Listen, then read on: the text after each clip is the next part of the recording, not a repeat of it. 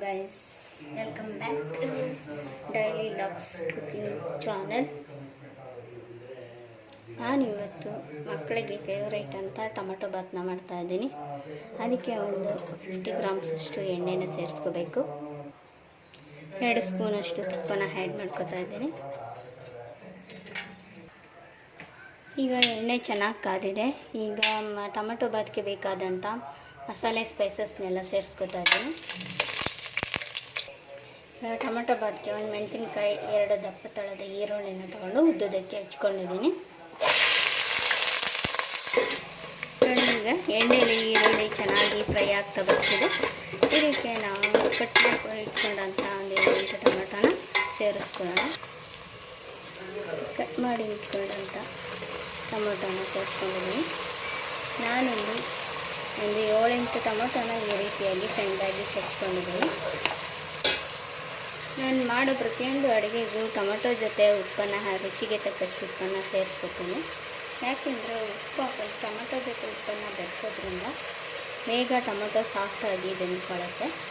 ಆ ಕಾರಣಕ್ಕೋಸ್ಕರ ಉಪ್ಪನ್ನು ನಾನು ಮೊದಲೇ ಸೇರಿಸ್ಕೊತೀನಿ. ಚಿಟಿಕೆ ಅರಿಶಿಣನ ಸೇರಿಸ್ಕೊತಾ ಇದ್ದೀನಿ. ಕರಿಬೇವಿನ ಸೊಪ್ಪನ್ನು ಆ್ಯಡ್ ಮಾಡ್ಕೊತಾ ಇದ್ದೀನಿ.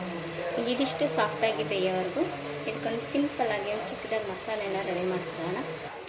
ಈಗ ಈ ಮಸಾಲೆಗೆ ಒಂದು 2 ಇಂಚಷ್ಟು ಶುಂಠಿ, 3 ಬೆಳ್ಳುಳ್ಳಿ, 1 ಟೊಮೆಟೊನ ದಪ್ಪಕ್ಕೆ ಹೆಚ್ಕೊಂಡಿದ್ದೀನಿ. ಖಾರಕ್ಕೆ ತಕ್ಕಷ್ಟು ಒಂದು 5 ಮೆಣಸಿನ್ಕಾಯಿನ ಸೇರಿಸ್ಕೊತಾ ಇದ್ದೀನಿ. ಒಂದು ಕಟ್ಟಲ್ಲಿ ಒಂದು ಅರ್ಧ ಕಟ್ಟಷ್ಟು ಪುದೀನ, 1 ಕಟ್ಟಲ್ಲಿ ಅರ್ಧ ಕಟ್ಟಷ್ಟು ಕೊತ್ತಂಬರಿ ಸೊಪ್ಪು. ಇದಿಷ್ಟನ್ನು ನಿಣ್ಣಗೆ ನೈಸ್ ಪೇಸ್ಟ್ ಥರ ರುಬ್ಕೊಬರೋಣ.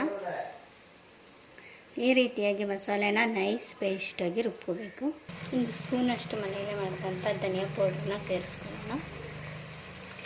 ಈಗ ಇದನ್ನು ತರತರೆಯಾಗಿ ರುಬ್ಬಿಕೊಂಡಂಥ ಮಸಾಲೆನ ಆ್ಯಡ್ ಮಾಡೋಣ. ಈಗ ರುಬ್ಬಿರೋ ಅಂಥ ಮಿಶ್ರಣ ಎಣ್ಣೆ ಬಿಟ್ಕೊಂಡು ಫ್ರೈ ಆಗೋವರೆಗೂ ಒಂದು 5 ನಿಮಿಷ ಫ್ರೈ ಮಾಡೋಣ.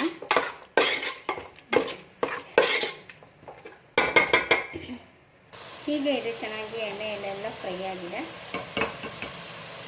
ಈಗ ನಾನು 1.5 ಲೋಟ ಅಷ್ಟು ಅಕ್ಕಿ ತೊಗೊಂಡಿದ್ದೀನಿ. ಅದಕ್ಕೆ 3 ಲೋಟದಷ್ಟು ನೀರನ್ನು ಆ್ಯಡ್ ಮಾಡ್ಕೊತಾ ಇದ್ದೀನಿ.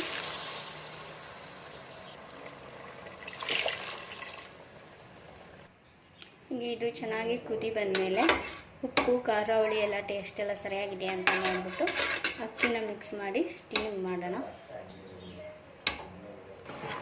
ಈಗ ಮಸಾಲೆ ಜೊತೆ ಸೇರಿಸಿರೋಂಥ ನೀರು ಎಲ್ಲ ಮಿಕ್ಸ್ ಆಗಿ ಫ್ಲೇವರ್ ಎಷ್ಟು ಚೆನ್ನಾಗಿ ಘಮ ಘಮ ಅಂತ ಬರ್ತಿದೆ ನೋಡಿ. ಈಗ ಇದಕ್ಕೆ ಮೊದಲೇ ನೆನೆ ಹಾಕಿರೋಂಥ ಅಕ್ಕಿನ ಮಿಕ್ಸ್ ಮಾಡ್ಕೊಳ್ಳೋಣ. ಅದಕ್ಕಿಂತ ಮುಂಚೆ ಉಪ್ಪು ಕರೆಕ್ಟ್ ಆಗಿದೆಯಾ ಅಂತ ಟೇಸ್ಟ್ ನೋಡೋಣ. ನಾನಿಲ್ಲಿ 1.5 ಲೋಟದಷ್ಟು ಅಕ್ಕಿಯನ್ನು ನೆನೆ ಹಾಕಿದ್ದೆ. ಅದನ್ನು ಮಿಕ್ಸ್ ಮಾಡ್ಕೊತಾ ಇದ್ದೀನಿ.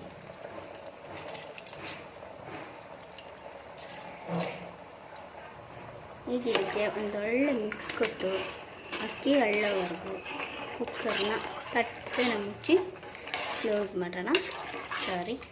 ಕುಕ್ಕರಲ್ಲಿ ಬೇಯಿಸಿ ರೂಢಿಯಾಗಿರೋದ್ರಿಂದ ಕುಕ್ಕರ್ ಅಂತ ಹೇಳ್ಬಿಟ್ಟು ಕ್ಷಮೆ ಇರಲಿ.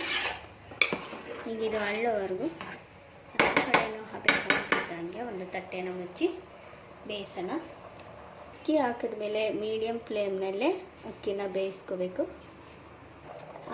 ಅಕ್ಕಿ ತಳ ಹಿಡಿದಿದ್ದಾಗೆ ಆವಾಗ ಒಂದೊಂಚೂರು ಈ ರೀತಿ ಕಲಸಿ ಮಿಕ್ಸ್ನ ಕೊಡಬೇಕು. ಇಲ್ಲಾಂದರೆ ತಳೆ ಹಿಡಿಯೋ ಚಾನ್ಸಸ್ ಇರುತ್ತೆ.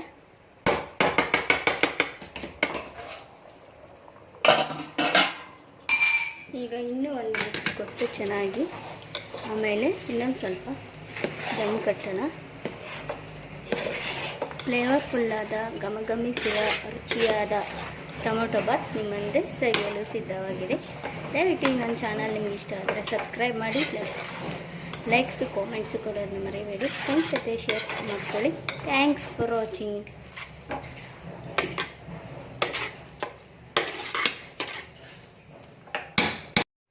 ಎಷ್ಟು ಫ್ಲೇವರ್ಫುಲ್ಲಾಗಿ ಬಾತು ನೀಟಾಗಿ ರೆಡಿಯಾಗಿದೆ ಅಂತ ನೋಡಿ.